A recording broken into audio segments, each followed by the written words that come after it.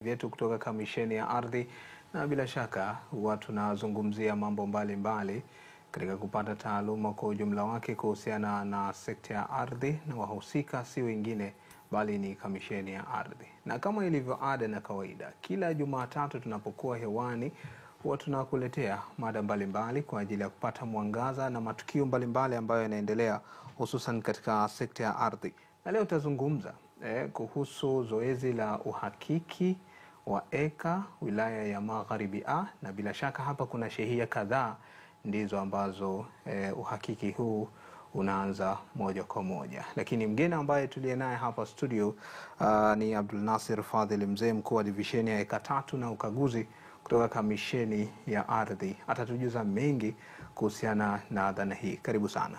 Asante sana.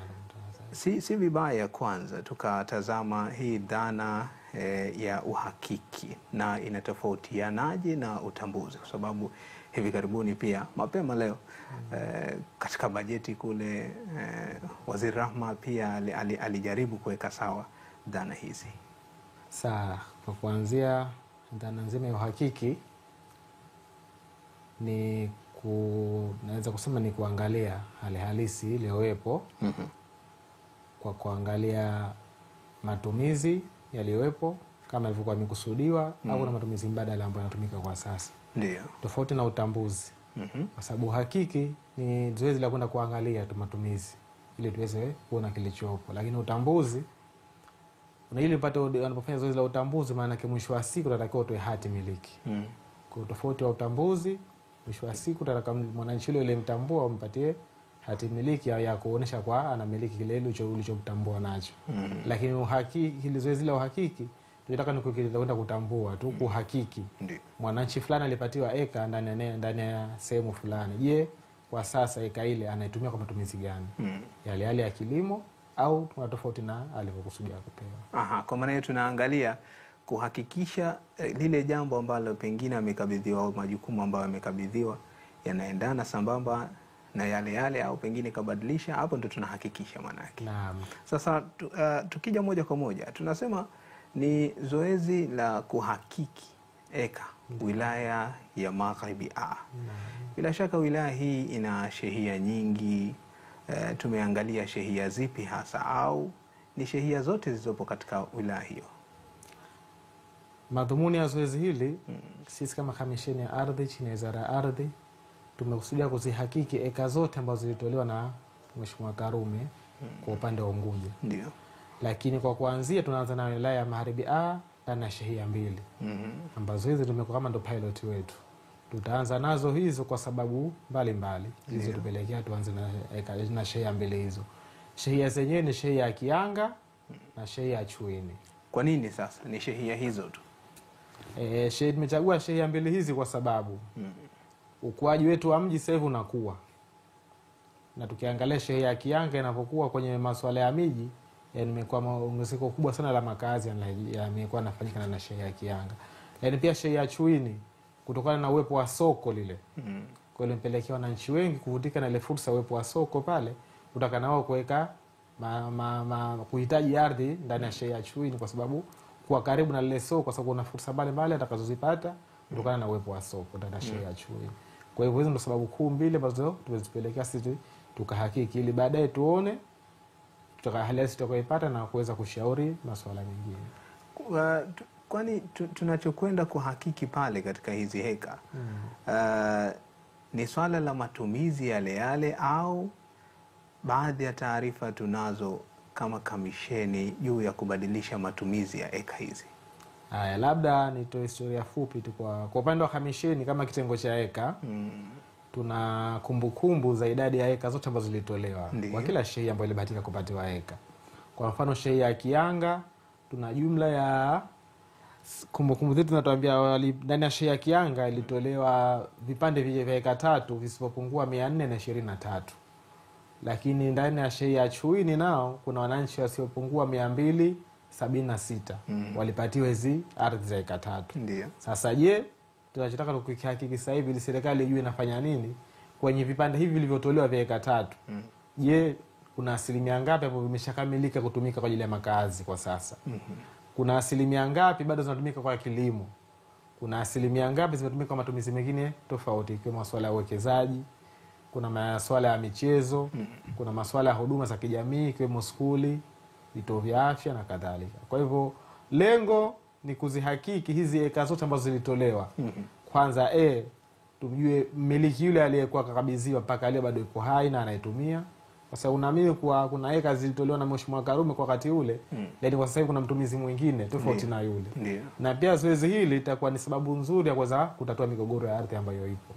Kwa pia kupitia zoezi hili, maana wale wataalamu wetu watafanya majukumu, yani watakuwa na kazi nyingi za kulifanya ndani ya zoezi hili. Kutatua migogoro iliyokuwepo, kuzihakiki nani mmiliki anayetumia kwa sasa na ina matumizi gani kwa sasa ndani ya eka hii. Ili mwisho wa siku tutakuwa tuandike ripoti yetu sisi kama wataalamu. Tuishauri serikali kutokana na hali halisi iliyokuwepo kwa sasa ndani ya sheria mbili hizi ambazo tumezianza tu. Tunashauri nini serikali kwa hali halisi ambayo tutakayokuta kule? Je, tuna haja ya sheria ya eka ibadilishwe ili tuweze kuzifuta na kufanya makazi, au na taratibu nyingine tuendelee kutumia kwa matumizi yale kama ilivyokusudiwa kwa matumizi ya kilimo? Na mchakato wa kufanya uhakiki inakuwaje?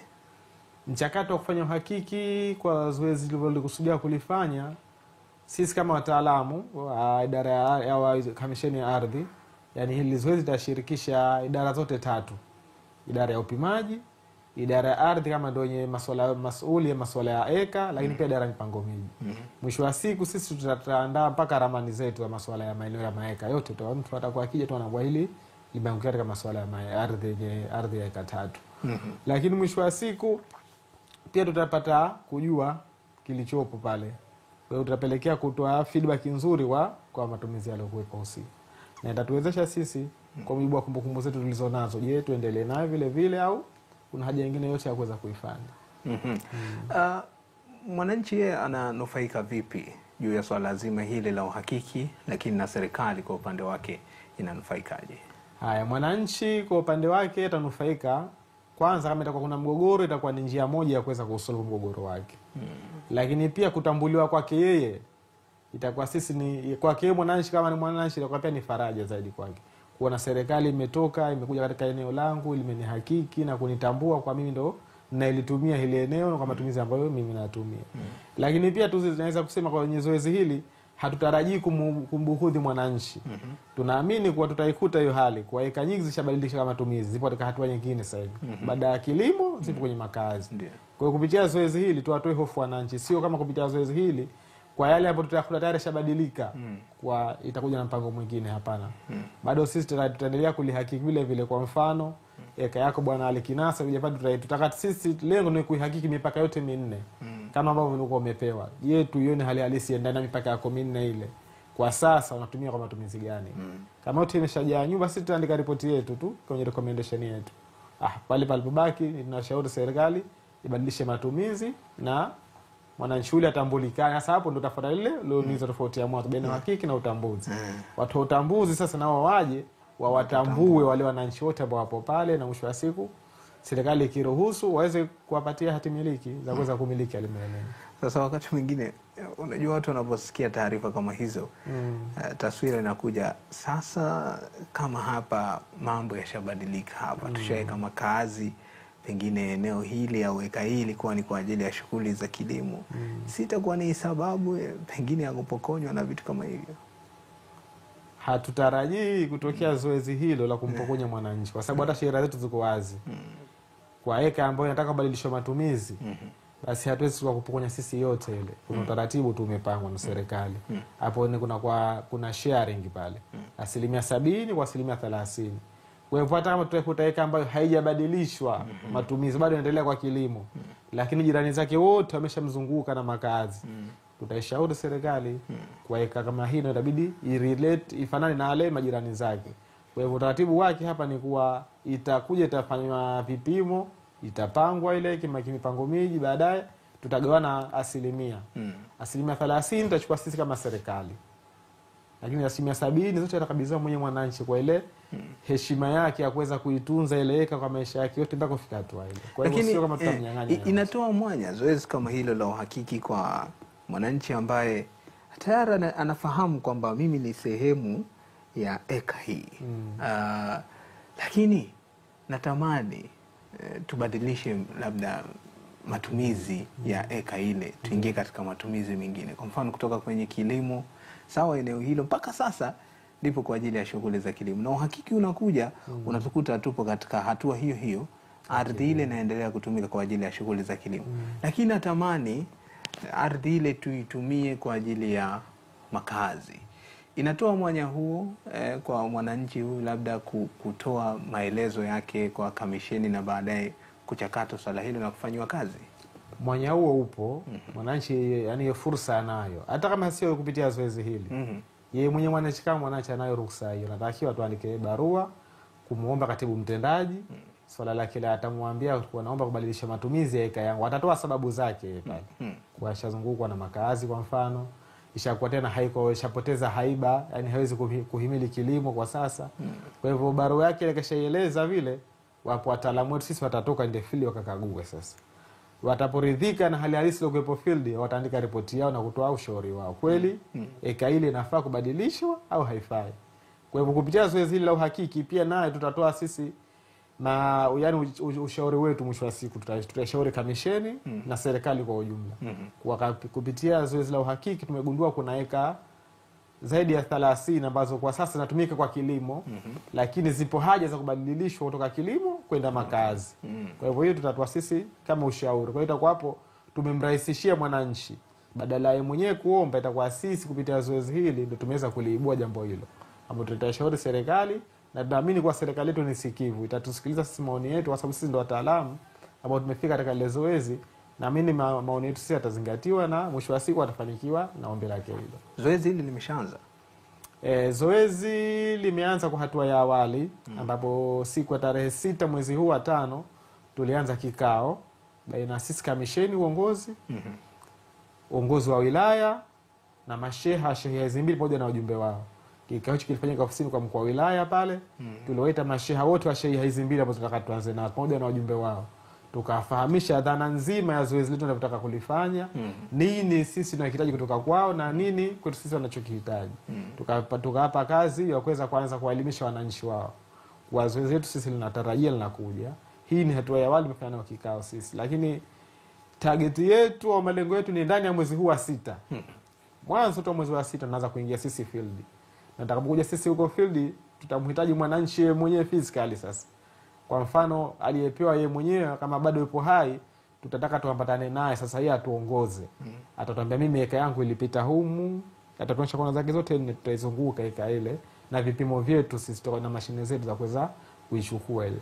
Mwisho wa siku sasa tutakaoshajua eka bwana Juma hii hapa ina ukubwa fulani, na ndani ya ukubwa wake ule kwa kiasi fulani chote kimeshaharibika au chote kinatumika kwa kilimo au kiko nusu, yote itakuwa hilo ndo dhana nzima. Sasa kama taswira ni hiyo, sisi tuna taarifa za eka zote zilizopo, ndio, na zilizotolewa tangu kipindi cha hayati Sheikh Abeid Amani Karume, na bila shaka tuna taarifa za mipaka yenyewe.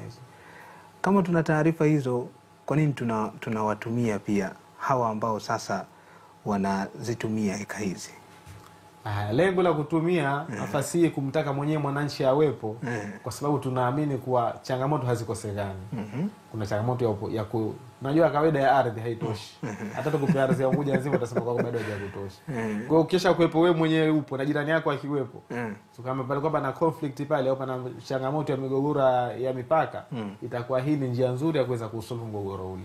Kwa hivyo mwenyewe utakuwa upo, utatuambia mipaka yangu imepita hapa, na jirani yako utaambia mpaka yake umepita hapa. Mwisho wa siku sisi wataalamu tupo na tuna vigezo vyetu ambavyo tunavizingatia, kwa sababu ilipotolewa zilipokatwa hizo ardhi za eka, kuna alama maalumu ziliwekwa.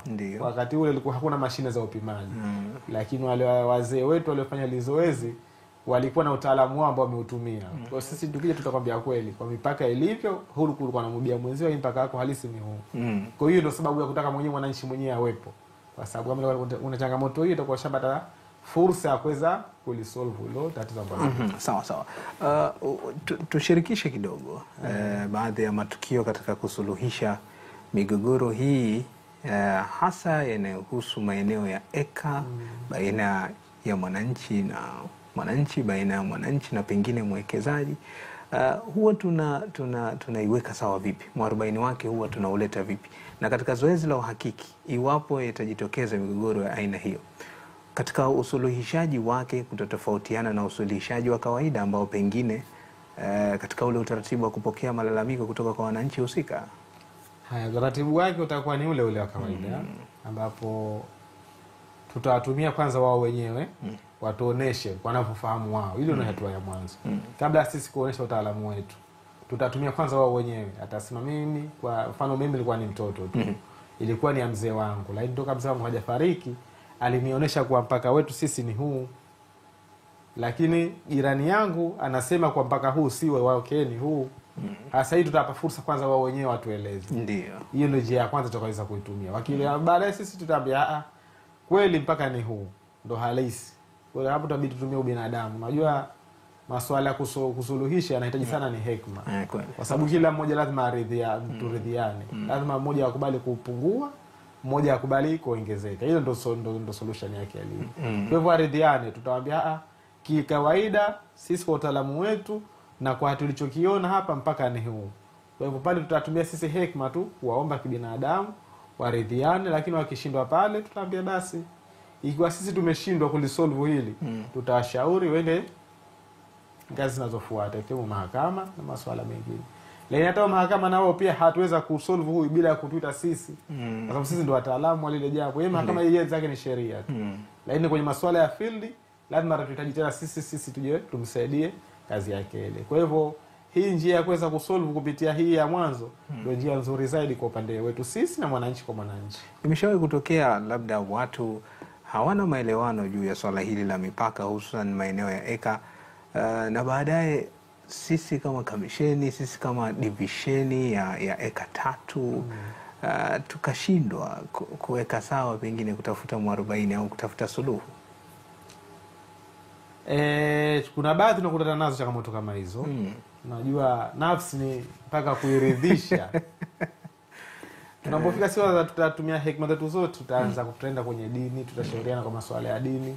Tutashauriana kwa kila njia kabla ya kwanza watu pale unaweza kufika field. Kila mmoja na joto lake. Unajua kwenye ardhi ndio maana nilikuambia mwanzo.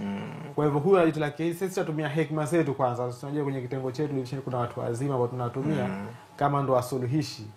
Kwa tutatumia busara zao, tutamuita moja pembeni, tutaweta kwa pamoja, mwisho wa siku licha kwa hiyo kuna baadhi inatokea wanashindwa kuelewana. Tunawapa muda. Tunaambia jifikirieni, baadaye mturejeshe sehemu mrejesho, bwana tumeridhiana tayari sisi tunakuja, tunaweka vipimo, naambia sasa kuanzia leo mridhiani kutoka hapa na hapa. Kwa sababu hata ule mkataba wenyewe ulivyotolewa tokea huko mwanzo alisema kabisa Mheshimiwa Karume kuwa mkiwa mnaleteana tabu baina jirani na jirani, hii ni sababu moja hapo ileweka kunyang'anywa. Kwa sababu yenyewe alipoitoa alitaka mkae kwa amani, nyote mmepewa ile ardhi kama ni hidayah tu, zawadi tu ile. Hamna ile ilipia pale. Kwa mkubali tu. Ile mmepewa ni hidayah na Mheshimiwa Rais, kwa hiyo mwitumie vile vile tu. Mkaanza kuleta tabu sasa kubughudhiana, maana yake inaonekana kwamba nyote hamuitaki ile ardhi. Na maana ile ardhi ikabadi ni mali ya serikali. Kwa hiyo tunaweza sisi tukaichukua kwa sababu mgogoro tu inatupa sisi sheria na turuhusu ile ardhi tukonyang'anya nyote wawili. Hiyo mtashindwa kuridhiana. Taarifa ambazo umezitoa kwamba tutarajie mwezi wa 6 zoezi hili la uhakiki wa eka hususan wilaya Magharibi kwa upande wa Chuini pamoja na Kianga bila shaka litaanza. Lakini wengine ambao pengine hawana nia nzuri na katika masuala kama haya huwa wanatumia fursa pengine ya kufanya mambo yao kujikwamua kiuchumi na masuala kama hayo. Iwapo wamepata taarifa kama hizi, tuhakikishie kidogo, mtu atamtambua vipi huyu ni afisa mhusika kwa ajili ya zoezi hili la uhakiki na si mtu mwingine ambaye pengine atakuja kutumia nafasi hiyo vibaya kwa ajili ya kusababisha mambo mengine na kujinufaisha yeye binafsi? Sawa, swala la kumtambua mwana mtendaji wetu ambaye atashiriki katika zoezi hili kwanza itakuwa kuna sare maalum kwa watendaji wote ambao watashiriki katika zoezi hili, ambayo sare ile itakuwa imefanana kwa watendaji wote. Kwa hivyo pale ukija tu za field ukimwona fulani sare anayo, fulani hana sare, unajua huyu si. Lakini pia la pili tutashirikiana na mabalozi au wajumbe wa sheha. Utasema sisi hutujua watendaji wa serikali, lakini yule ni mjumbe wako. itakuwa unamfahamu huyu ni kiongozi wangu katika zone yangu hii nayoishi. Ndio. Kwa hivyo bila uwepo wake yeye au sheha mwenyewe utaweza kusema hapo mesiridhiki na zoezi hili na siwezi kutoa mashirikiano. Kwa hivyo nafasi hiyo unayo. Ikiwa hutoridhika na watu waliokuja pale kwa jua maswali masema tapale ni wengi wa ardhi. Kwa hivyo ili ujiridhishe na hilo utamwona kiongozi wako wa mtaa au wa shehia, lakini hata wale watendaji wenyewe utaona mmoja na sare maalum ambazo zinawatambulisha kama hawa ni wafanya kazi na mmoja kwa zoezi fulani. Kwa hivyo hiyo ni watoe hofu wananchi. Lazima hicho kitu kitatokea kuwepo. Hatakuja tu bila kuwa na uniform maalum. Na litachukua muda gani zoezi hilo? Tunatarajia kwa ukubwa inategemea na ukubwa wa shehia. Kwa sababu kila shehia na ukubwa wake. Mfano shehia ya Kianga ni kubwa zaidi ya shehia ya Chuini. Hata nature ya ile ardhi yenyewe ilivyo, ardhi ya Kianga na ardhi ya Chuini ziko tofauti. Kwa hivyo zoezi hili zaidi litategemea na ukubwa, lakini pia na tunaangalia na hali ya hewa. Tumelisogeza mbele hadi mwezi wa 6 kwa sababu kupisha hichi kipindi cha mvua kidogo. Alafu si mvua zipungue, sababu unajua zoezi letu hili ni la kwenda field. Hatusio kama tumekaa ofisini tu. Na hali ya hewa iko na mvua, hata zile mashine zetu tutakuwa haziwezi kufanya kazi, hazisomi. Kwa sababu mashine zetu tunatumia kufanyia zoezi hili zinategemea zaidi satellite. So satellite ili ifanye vizuri kwa kuna mwangaza wa jua. Kwa na mvua na mawingu basi inapoteza ile accuracy yake. Hata kama itafanya kazi itakuwa ni kwa shida. Kwa hivyo hata ile accuracy ya data itakuwa hatuzipati vizuri. Kwa unategemea tufanye kipindi cha jua kali. Na tukikutana na mambo gani yanaweza kufelisha au kukwamisha zoezi hili la uhakiki? Jambo litakalofelisha hili la mgogoro. Ambapo la kwa tutajitahidi sisi tuweze kusolve, lakini pia kwa sababu tunategemea migogoro mingine itakuwa ndani ya familia. Kwa sababu tutegemea kwa kuna mgogoro wa aina moja tu, jirani na jirani. Tunategemea kuna migogoro itakuwa ndani ya familia wale. Kwa mfano ardhi hili kwa ya baba yetu. Sisi katuacha watoto 6. Hajafanya taratibu za kuiomba kwa sababu sheria ya Aika mzee akishafariki unatakiwa uiombe serikalini. Hatujafanya taratibu hizo.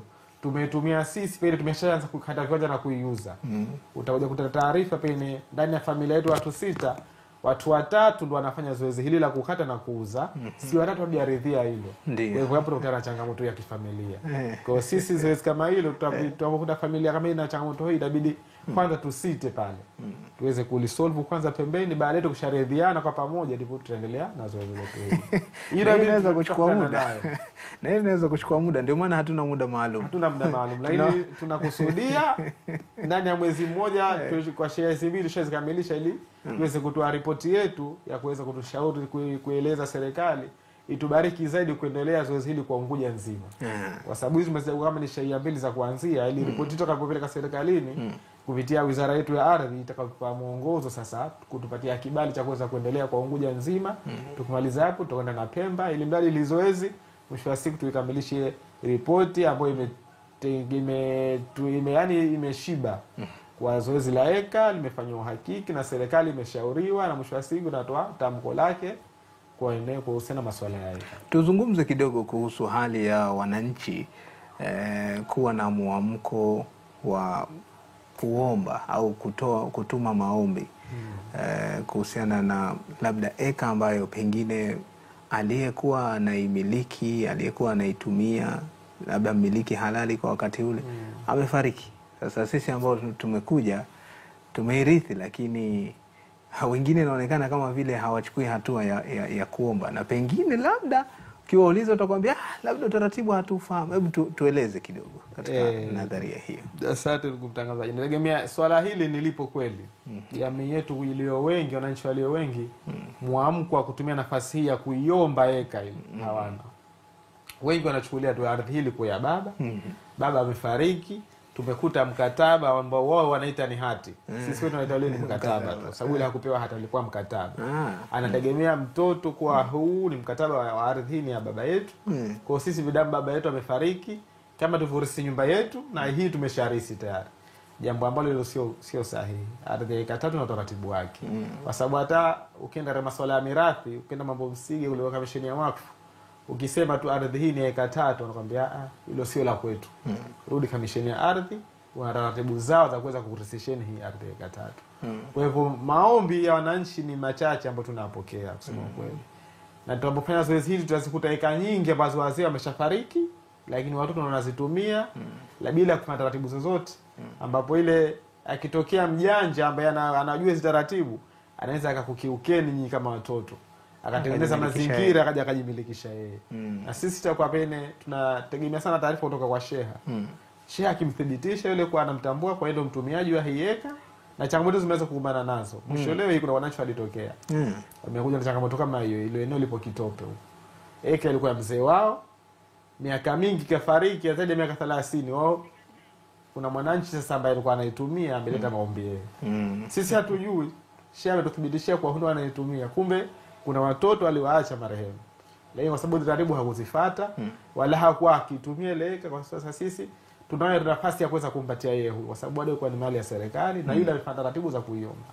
Kwa hivyo kupitia zoezi hili au kupitia kipindi hichi tuombe wananchi wale ambao walibahatika kupatiwa eka ardhi ya eka 3, ima yeye mwenyewe au yeye amefariki mzee ameachia watoto wake, wafike kwa masheha, taratibu wanazifahamu, watachukua taratibu kama zinavyoelekeza, waziombe hizo ardhi ya eka 3 ili waweze kumilikishwa na wao sasa, kwa sababu mkataba ule ndo alipewa mzee wao, na uzuri wake sasa tunakupatia hati miliki, lakini kwa masharti yale yale ya mkataba wa eka 3. Hatukupi ile kama ni hati yako ya kuweza kutumia. Wao hati tunakupatia sasa hivi, huwezi ukachukulia mkopo benki, hauwezi ukaweka rehani ardhi ile, kwa sababu bado ni mali yetu sisi serikali.